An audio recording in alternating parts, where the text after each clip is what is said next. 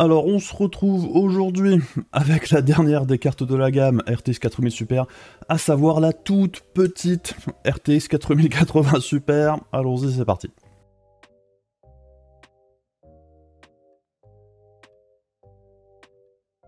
Alors pour le test d'aujourd'hui, ça a encore été une fois un petit peu un test assez particulier, puisque pour la plupart des testeurs en Europe, je pense, il y a eu un retard de livraison des cartes, ce qui fait que mon exemplaire de test, il ne m'est parvenu que lundi, donc il y a environ 2 jours, ce qui fait que ça a été un petit peu la course encore une fois, mais bon, ce sont des choses qui arrivent quand on est sur des timings assez serrés, parfois il y a des imprévus. Et c'est aussi sûrement pour ça que la sortie des tests a été retardée d'une journée. Et c'est vrai que même pour moi, pour le mois de janvier, ça a été très chargé en sortie.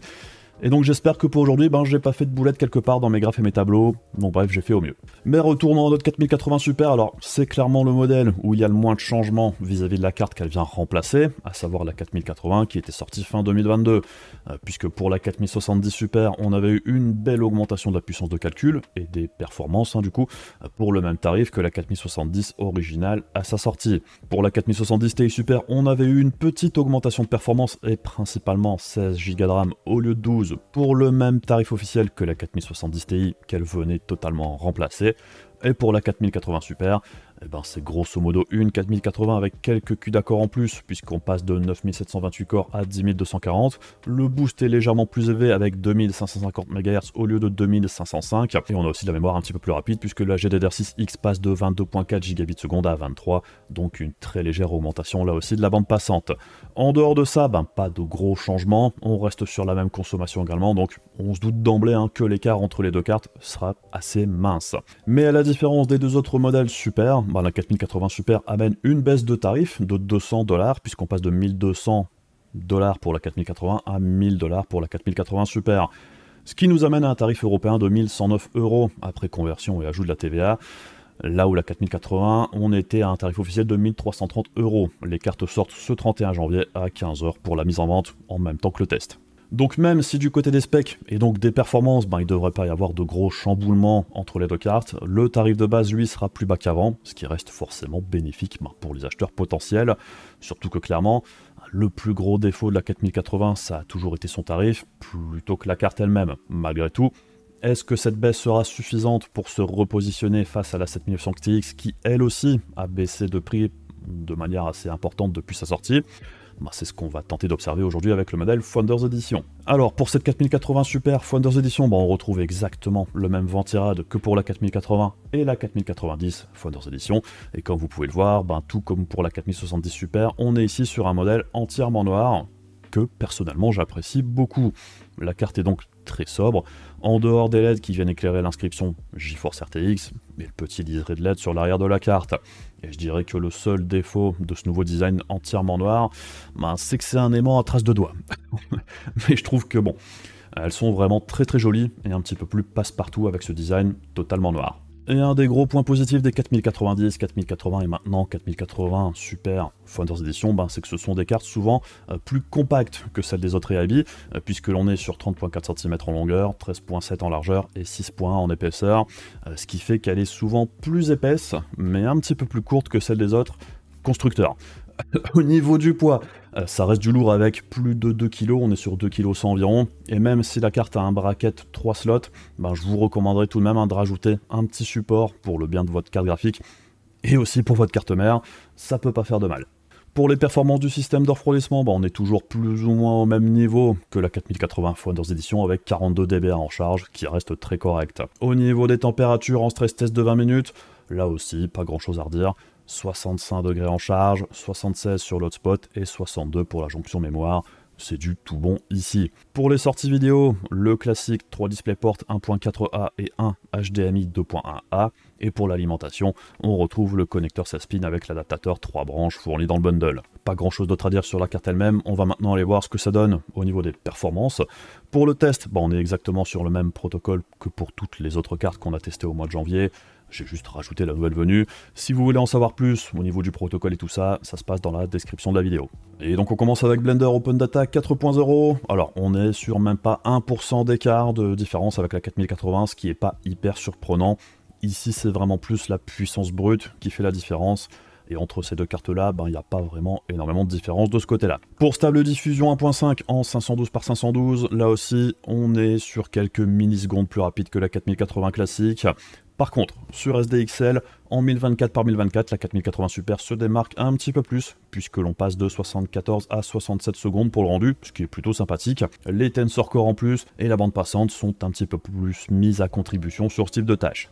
Et on enchaîne avec le gaming avec Alan Wake 2 en 1440p. Alors ici, on est effectivement très légèrement au-dessus de la 4080 de base, avec un gain d'un petit peu plus de 3%, ce qui permet à la 4080 Super de passer très légèrement au-dessus de la 7900 XTX. Mais bon, c'est clairement la même expérience pour les trois cartes ici. En ray tracing en low, je rappelle, j'utilise le RT Low parce que c'est le seul mode sans pass tracing du titre. Et on voit que là aussi, pour la 4080 Super, ça apporte un gain de performance d'un petit peu plus de 6%. Peut-être aussi aidé par des drivers un petit peu plus récents que quand j'ai fait le test de la 4080, mais c'est clairement la fourchette haute des écarts entre les deux modèles. Et c'est vrai que la 7900 XTX se défend aussi plutôt pas mal dans ce mode de rendu là. En 4K rasterisation, on retrouve environ 5% d'écart en faveur de la 4080 Super sur sa petite sœur, match nul avec la 7900 XTX, et en 4K ray tracing, les 4080 creusent plus l'écart avec la 7900 XTX, mais comme on est sur environ 30 FPS de moyenne, on ira de toute façon activer l'upscaling pour avoir quelque chose de plus fluide pour toutes les cartes ici. Pour Assassin's Creed Mirage, alors c'est un jeu où les cartes d'AMD sont souvent un petit peu plus à l'aise, avec ici la 7900 XTX qui domine toujours les 4080. Malgré tout, la 4080 Super, ici aussi, arrive presque à 5% d'écart avec la 4080. En 4K, les écarts se resserrent avec la 7900 XTX qui est maintenant très proche des 4080.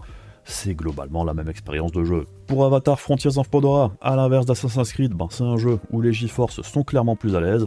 Ici, les 4080 sont au-dessus de la 7900 XTX et la 4080 Super devance sa petite sœur d'environ 3%. Et en 4K, tout comme sur Assassin's Creed, l'expérience de jeu entre les trois cartes est pour ainsi dire quasiment identique, même si les 4080 sont un poil au-dessus de la 7900 XTX ici. Pour Cyberpunk 2077, la 4080 Super arrive à quasi égalité avec la 7900 XTX en rasterisation, là où la 4080 était un tout petit cran derrière. Côté ray tracing par contre, alors c'est clairement l'avantage des GeForce, même en 1440p, où la 4080 Super arrive de justesse aux 60 FPS de moyenne, là où la XTX peine à arriver aux 40. En 4K raster par contre, la 7900 XTX conserve un petit avantage sur les 4080 qui sont ici vraiment au coude à coude, et en 4K ray tracing, alors évidemment, les 4080 dominent la 7900 XTX, mais comme on est en dessous des 30 FPS de moyenne, c'est de toute manière quasiment injouable sans upscaling ici. Pour Hogwarts Legacy, en 1440p, alors la 7900 XTX est clairement la fête ici en rasterisation puisqu'elle termine même devant la 4090. Ici, c'est clairement le driver overhead des GeForce qui la pénalise. Et la 4080 Super arrive environ 5% au-dessus de la 4080 classique. Avec le ray tracing, évidemment, ça change la donne. Avec les GeForce qui repassent au-dessus, comme bien souvent, même si la 7900 XTX ne s'en tire pas si mal sur ce titre-là, je trouve. Et en 4K raster, alors la XTX conserve un avantage sur les 4080 d'environ 25%, ce qui est quand même massif. En 4K ray tracing, par contre, alors c'est assez amusant, puisque c'est plus ou moins l'inverse, avec les 4080 qui mènent là d'environ 25% sur la XTX. Pour Lords of the Fallen, petit avantage pour la 4080 Super sur la 4080, et performance identique avec la 7900 XTX ici. En 4K, les GeForce passent devant vraiment d'une courte tête, mais c'est grosso modo la même expérience de jeu pour les trois cartes, comme c'est très souvent le cas. Pour Ratchet & Clank Rift Apart, alors c'est un jeu où les Radeon conservent un avantage sur la stabilité des FPS, avec le 1% qui est bien plus élevé ici. Avec Ray Tracing, pas de surprise par contre, les RTX reprennent l'avantage sur la XTX, et comme d'habitude, la 4080 Super passe devant la 4080 de quelques pourcents. En 4K raster, alors la XTX est un chouïa devant les 4080, mais bon, comme bien souvent, on va dire que c'est la même expérience de jeu. La 4090 marque un petit peu plus l'écart. Et en 4K tracing, pas de surprise, les 4080 restent devant, même si la XTX s'en sort pas si mal sur ce titre-là, je trouve, en ray tracing, même si elle reste sous les 60 FPS de moyenne. Petit détour vite fait sur Jedi Survivor, où là, par contre, on voit très peu de différence entre la 4080 et la 4080 Super.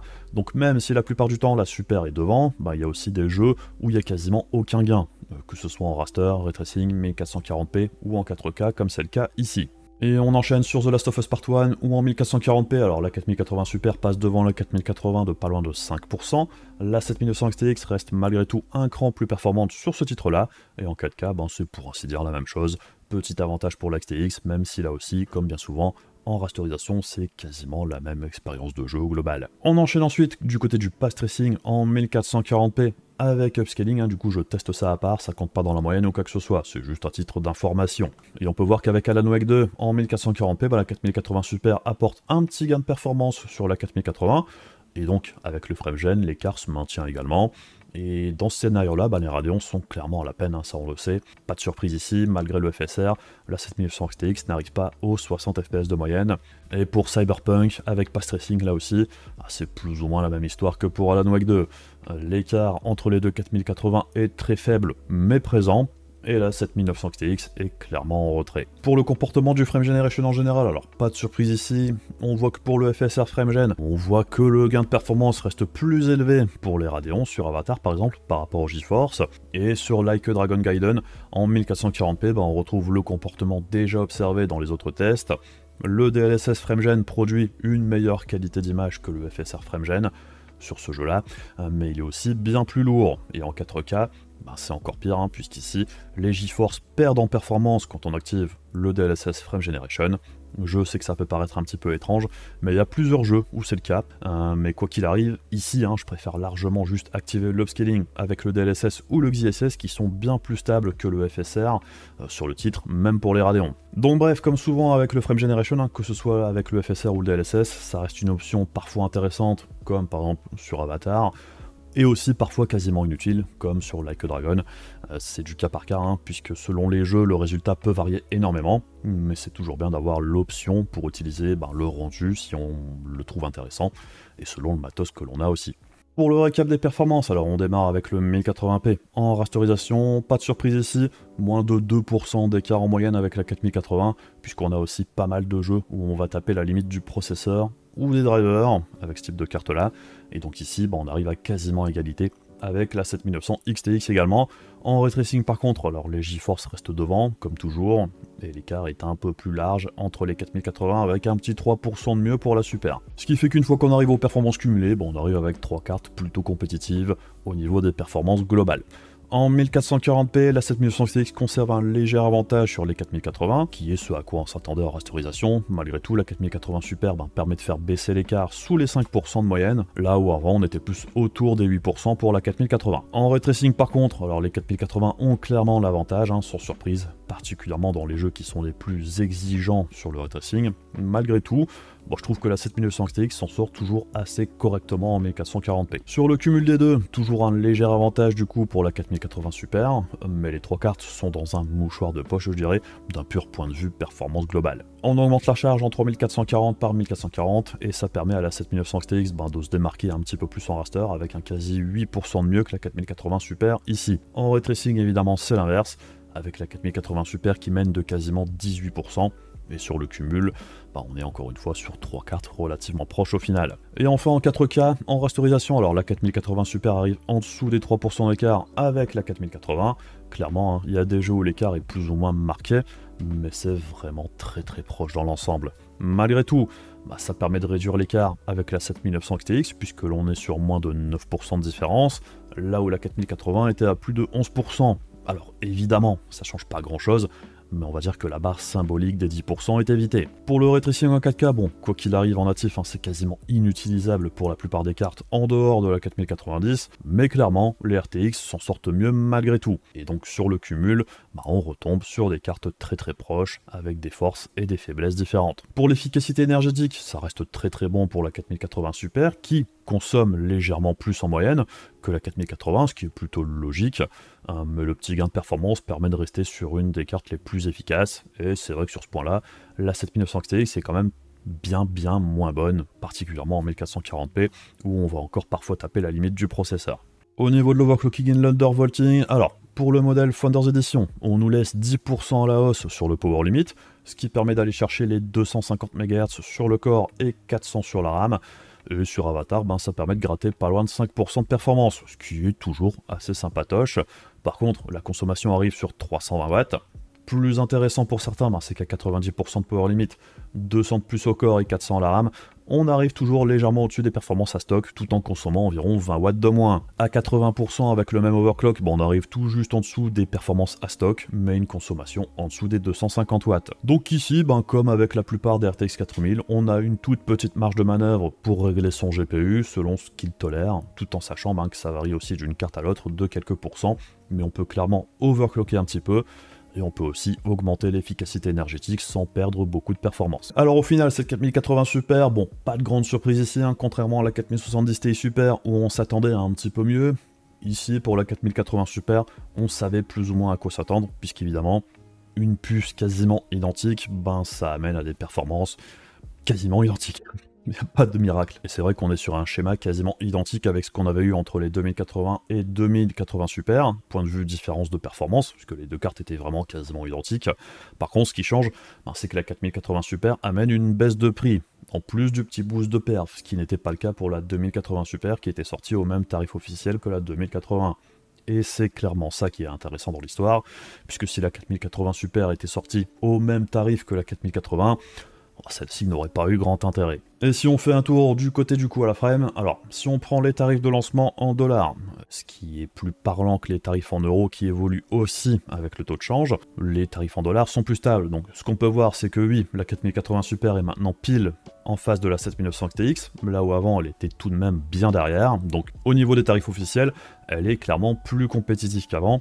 Et même vis-à-vis de la 4090, c'est aussi un petit peu plus logique au niveau du positionnement global, puisque normalement, plus on baisse dans la gamme, plus le performance-prix est censé être avantageux et non pas linéaire. Mais bon, si on regarde maintenant les tarifs que l'on a eu dernièrement pour les différentes cartes chez nous en Europe, c'est forcément un petit peu moins sympathique dans l'ensemble. On y gagne toujours clairement sur la 4080 classique qui tournait aux alentours des 1250 € pour les modèles les moins chers, et on est quasiment au même niveau de performance prix que la 4070 Ti Super qui est sortie la semaine dernière, qui conserve un très léger avantage d'environ 4% sur le performance prix brut. La 7900 XTX garde aussi un léger avantage ici, vu qu'elle a aussi pas mal baissé depuis sa sortie, et on la trouve assez facilement autour des 1000 € ces derniers temps, ce qui lui laisse un avantage de 10% sur le performance prix, ce qui est sympatoche mais plus suffisant à mon goût.